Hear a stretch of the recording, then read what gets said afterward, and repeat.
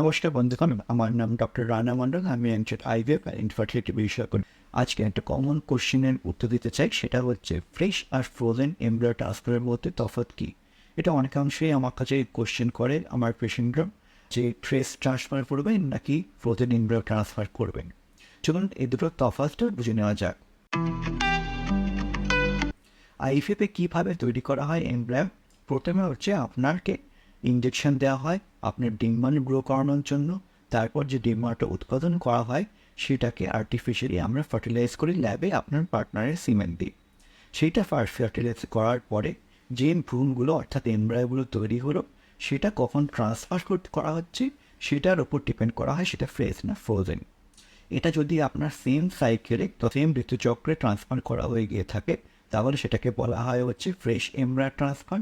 আর যদি এমব্রায়োগুলোকে ফ্রিজ করে রেখে দেওয়া হয় লিকুইড নাইট্রোজেনে অথবা ভিট্রিফিকেশনের মাধ্যমে, এবং পরবর্তী মাসিকের সময় অথবা মেনস্ট্রুয়েশনের সময় আর্টিফিশিয়ালি আপনার এন্ডোমেট্রিয়াম অথবা তৈরি করে ট্রান্সফার করা হয়ে থাকে, তাহলে সেটাকে বলা হয় হচ্ছে ফ্রোজেন এমব্রায়ো ট্রান্সফার। এইটা ফ্রেশ হবে না ফ্রোজেন এমব্রায়ো ট্রান্সফার হবে, এটা টোটালি ডিপেন্ড করে হচ্ছে আপনার শরীরের উপর। মনে রাখবেন, ফ্রেশ ট্রান্সফারে কিছু অসুবিধা থাকে, যেমন হচ্ছে আপনাকে যেহেতু অনেক ইঞ্জেকশন দেওয়া হয়ে থাকে, আপনার যে এন্ডোমেট্রিয়াম লাইনটা তৈরি হয় সেটা অ্যাডিকুয়েট নাও হতে পারে, অথবা অনেক ক্ষেত্রে অ্যাডভান্স এন্ডোমেট্রিয়ামও হতে পারে। সেজন্য সাকসেস রেট অনেক সময় কমে যায়, কারণ হচ্ছে এই সময় আপনার হরমোনের লেভেল অত্যন্ত বেশি থাকে, যেটা হচ্ছে আপনার এন্ডোমেট্রিয়ামের উপর এফেক্ট করে, যার জন্য হচ্ছে এই সময় এমব্রায়ো ট্রান্সফার করলে অনেক সময় হচ্ছে ফেল হওয়ার চান্সও থাকে। আবার ফ্রোজেন এমব্রায়ো ট্রান্সফারের সেখানে অ্যাডভান্টেজ হচ্ছে যে আমরা আর্টিফিশিয়ালি এন্ডোমেট্রিয়ামটাকে তৈরি করার সুবিধা থাকে।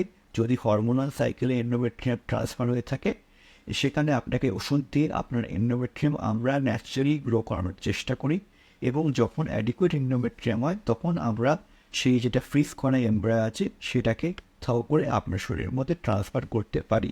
এটার সুবিধা হচ্ছে এটা হচ্ছে ডক্টর এবং পেশেন্ট দুজনেরই হচ্ছে সময় মাফিকভাবে করা যেতে পারে, যেটা কখনোই পসিবল হয় না ফ্রেশ এমব্রায়ো ট্রান্সফারের ক্ষেত্রে, এবং লাইনিংও মোটামুটি অনেকাংশে অপটিমালভাবে গঠন করা সম্ভব হয়ে থাকে ফ্রোজেন এমব্রায়ো ট্রান্সফারের ক্ষেত্রে।